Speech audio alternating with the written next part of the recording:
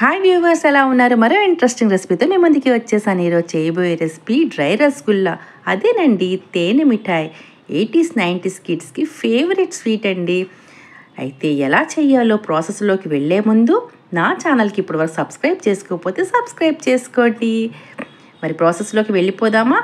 2 కప్పులు జల్లించిన మైదా తీసుకున్న తర్వాత 2 స్పూన్లు కార్న్ఫ్లోర్, 1 చిటికెడు ఉప్పు, కొద్దిగా food colour, 1/2 teaspoon baking soda వేసేసి ఒకసారి అంతా బాగా చేత్తో ఈ విధంగా మిక్స్ చేసుకోవాలి. తర్వాత ఒక 1/2 కప్పు పెరుగు వేసుకోవాలి.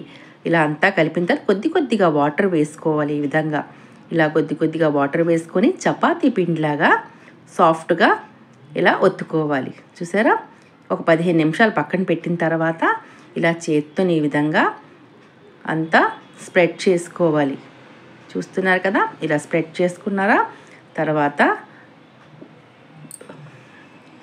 ఇలా స్ప్రెడ్ చేసుకున్న తర్వాత రొట్టెల కర్ర ఉంటుంది కదండి, చపాతీ చేసేది, దాంతో ఈ విధంగా ఈవెన్గా స్ప్రెడ్ చేసుకోవాలి. ఇలా స్ప్రెడ్ చేసుకున్న తర్వాత ఇదిగోండి, ఇంత మందం ఉంటే సరిపోతుంది. మరీ పలుచగా అయితే వద్దు, బాగోదు. తర్వాత ఇలాంటి కప్పు ఒకటి తీసుకొని ఈ విధంగా ప్రెస్ చేస్తే చిన్న బాల్స్లా భలే వస్తాయి. చూడండి ఎంత బాగున్నాయి కదా. ఇలా వచ్చినవి అన్నీ ఈ విధంగా రెడీ చేసుకోవాలి. చూసారా ఎంత బాగున్నాయి? చిన్న బాల్స్ ఈ విధంగా రెడీ చేసుకున్నాం. చూసారా? ఇలా అన్నీ చేసుకున్న తర్వాత ముందుగుండా పాకం పట్టాలి.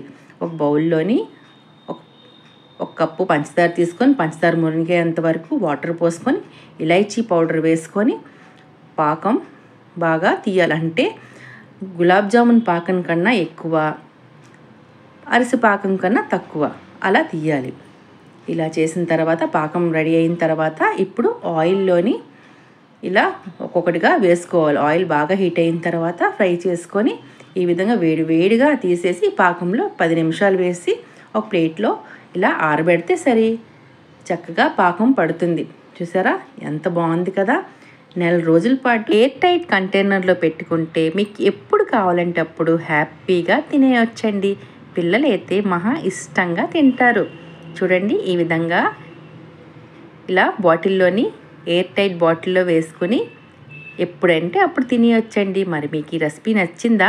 రెసిపీ నచ్చినట్లయితే తప్పకుండా లైక్, షేర్, సబ్స్క్రైబ్ చేయండి. Thank you for watching.